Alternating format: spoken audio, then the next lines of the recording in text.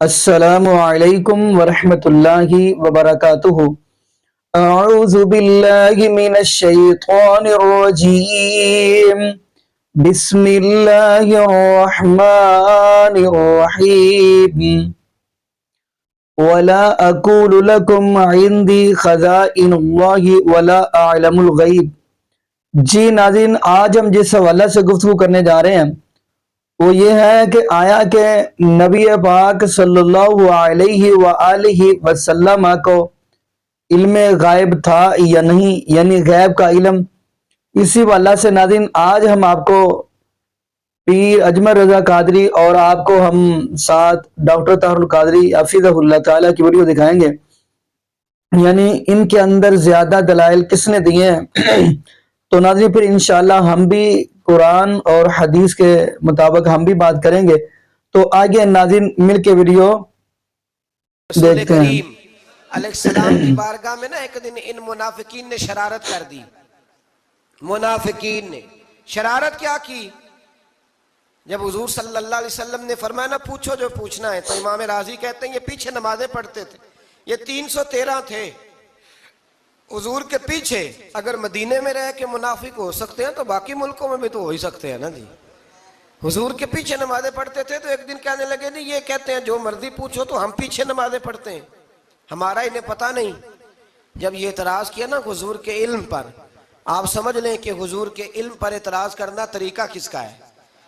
طریقہ کس کا ہے حضور کے علم مبارک پر اعتراض کرنا؟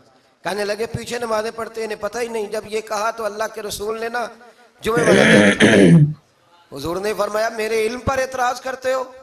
70 بندے نام لے کر اور ولدیتیں لے کر، بلکہ بہت سارے ایسے تھے جنہیں کنفرم ہو گیا کہ ولدیت اصل میں ہے کیا، انہیں طے ہو گیا۔ حضور کے بے ادب کے لیے یہ طے کرنا بھی مشکل ہوتا ہے نا، طے ہو گیا کہ ولدیت ہے کیا۔ 70 بندے نام لے کے حضور نے مسجد نبوی سے نکال دیے۔ فرمایا یا فلان بن فلان قم فخرج فإنک منافق، او فلان کے بیٹے فلان کھڑا ہو جا، نکل جا، تو منافق ہے۔ حضور نے 70 بندے نکال دیے۔ جب 70 بندے اکٹھے گلی میں نکلیں تو رش تو پڑ جاتا ہے نا۔ حضرت عمر فاروق لیٹ ہو گئے، جمعے میں آ رہے تھے، ان کو جاتے ہوئے دیکھا تو عمر فاروق فرمانے لگے جمعہ ہو گیا ہے بھئی، 70 بندے نکل آئے باہر، جمعہ ہو گیا ہے۔ تو ایک منافق کہنے لگا تھا کہ نہیں حضور نے نکال دیا، تو عبداللہ بن ابی سلول جو ان کا سربراہ تھا نا، وہ کہنے لگا چپ کر۔ حضرت عمر سے کہنے لگا ہاں جی ہو گیا ہے۔ وہ بھی کہنے لگا تھا نہیں ہوا، ہمیں نکال دیا گیا ہے۔ تو یہ سردار بولا، کہنے لگا ہو گیا ہے۔ حضرت عمر کہنے لگا چلو جمعہ ہو گیا تو جا کے اندر حضور کی زیارت ہی کر لیتا ہوں، لیٹ تو ہو ہی گیا ہوں۔ حضرت عمر اندر چلے گئے تو پیچھے سے وہ منافقین اپنے سردار سے کہنے لگے کہ 2 منٹ میں عمر کو پتہ چل جائے گا کہ تم نے جھوٹ بولا ہے۔ عمر کو جا کے پتہ چل جائے، کہنے لگا بڑے پاگل ہو، میں نے تمہاری جان بچائی ہے، نبی پاک نے تو مسجد سے نکالا ہے نا۔ عمر کو پتہ چل جاتا نا منافق ہیں، تو ابو بکر بھی مسجد میں تھے، علی بھی مسجد میں تھے، عثمان بھی مسجد میں تھے، بچانے والا ہی کوئی نہیں تھا۔ عمر نے تلوار لے کے تو دنیا سے نکال دینا تھا، تو میں نے جان بچائی ہے، آپ جائیں گے نا اندر تو حضور ٹھنڈا کر دیں گے، فرمائیں گے چلو میں نے ٹکوسلے مکوسلے نہیں دیا کرتا ہے۔ اس پر بھی صحیح بخاری اور مسلم کو کوٹ کرتا ہوں، متفق علیہ حدیث۔ میرے آقا ممبر پہ کھڑے ہیں صلی اللہ علیہ وآلہ وسلم، اور آپ نے فرمایا صحابہ کرام کا مجمع ہے اور اہل مدینہ عرب بدو سب جمع ہیں، فرمایا سلونی اما شئتم، آپ کے کان پر کوئی بات پڑی، یہ بخاری مسلم کی متفق علیہ حدیث ہے۔ اگر جی نہ چاہے تو کہو کہ جو بخاری سے باہر ہے ہم نہیں مانتے، جی نہ چاہے تو کہو جو بخاری میں نہیں وہ نہیں مانتے۔ اب میرے پاس آئیے، اب جو بخاری مسلم دونوں میں ہے میں وہ دکھاتا ہوں، تم وہ بھی نہیں مانتے، تو آپ مانتے کس کو ہیں؟ آپ کسے مانتے ہیں؟ آپ صرف اپنے آپ کو مانتے ہیں۔ اگر آپ صرف بخاری مسلم کو مانتے ہیں تو میں بخاری مسلم بتاتا ہوں، بخاری مسلم میں متفق علیہ حدیث، آقا نے فرمایا سلونی اما شئتم، آؤ جو چاہو مجھ سے پوچھ لو، جو چاہو مجھ سے پوچھ لو، جو چاہو مجھ سے پوچھ لو، 3 بار فرمایا۔ صحابہ کرام کانپ گئے۔ ایک شخص اٹھا اس کو لوگ تانا دیتے تھے. کیا تانا دیتے تھے؟ کہتے تھے کہ تم اپنے باپ کے نہیں ہو، تم اپنے باپ کے نہیں ہو. اس نے کہا جو آقا علیہ السلام فرما رہے ہیں، یا پیغمبر اسلام جو شخص بھی تھا وہ پیغمبر اسلام فرما رہے ہیں پوچھ لو جو پوچھنا ہے، تو میں اپنا مسئلہ حل کرا لوں کہ میں صحیح نسب ہوں یا نہیں، واقعتاً اپنے باپ کا ہوں، یہ میری ماں نے کسی اور سے لیا، تو میں نے تو ماں کی بات کو ہی مانا ہوا ہے نا. تو کھڑا ہو گیا، یا رسول اللہ میں نے کچھ پوچھنا ہے. فرمایا پوچھو. حضور میرے باپ کا اصل باپ کا نام کیا ہے؟ میرے صحیح باپ کا نام کیا؟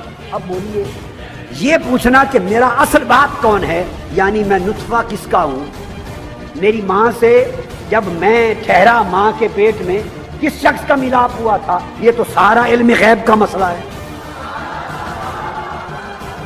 یہ رات کے اندھیرے کی بات کون جانتا ہے کہ تیری ماں کس سے ملی، کس نے تیری ماں سے ملاپ کیا؟ تو یہ تو اللہ جانتا ہے. آقا علیہ السلام کا کام تھا فرما دیتے نا، اگر اس پر یہ علم نہ ہوتا غیب کا تو فرماتے بھی عقل سے کام لے، تو کس کا نطفہ ہے یہ تو اللہ کو علم ہے، میں یہ باتیں تھوڑی کہہ رہا ہوں. نہیں، اس نے پوچھا میرا باپ کون ہے؟ آقا نے فرمایا ابو کا حذافہ، جاؤ تیرے باپ کا نام حذافہ ہے. اب ایک دوسرا شخص کھڑا ہو گیا، اس کو بھی لوگ کہتے تھے کہ تم حلالی نہیں ہو، حرامی ہو. اس نے کہا آج دریائے علم مصطفیٰ جو اس میں ہے، میں بھی مسئلہ حل کرا لوں. اس نے پوچھا آقا حضور بتائیں میرے باپ کا نام کون ہے، میں کس کا نطفہ ہوں؟ اس کو آقا نے فرمایا تو کسی اور کا نطفہ، اپنے باپ کے نہیں ہو. اور نام بتا دیا، ابو کا سالم مولا شیبہ، شیبہ کا آزاد کردہ غلام، اس کا نام سالم ہے، تیری ماں نے اس سے لیا تجھے. تو آقا علیہ السلام اگر بتانے پہ آئیں تو کائنات کی 7 زمینوں کے نیچے کے بھی پردے اٹھا کے بول دے، تحت الثری سے عرش معلی تک کائنات کے ہر روشن اور تاریک کونے کو کھول کے میرے مصطفیٰ بتا دے. ایک اور شخص کھڑا ہو گیا حدیث پاک میں، یہ 2-3 احادیث ہیں، سب بخاری مسلم میں ہیں، سب متفق علیہ. ایک موقع ایک اور شخص کھڑا ہو گیا، آقا نے فرمایا، اس نے کہا میں اپنا مسئلہ حل کرا لوں. عرض کی یا رسول اللہ مرنے کے بعد میں کہاں جاؤں گا، دوزخ میں یا جنت نے؟ پہلے 2 نے پچھلی بات پوچھی، اس نے اگلی پوچھی. اس سے ایک بات طے ہو گئی، ایک بات طے ہوئی کہ اہل مدینہ میں صحابہ کرام تو صحابہ تھے، ارے عام شخص جو مجلس مصطفیٰ میں آتے اور چہرے مصطفیٰ تکتے تھے، سب کا اس عقیدہ پر اجماع تھا کہ مصطفیٰ سب کچھ جانتے ہیں.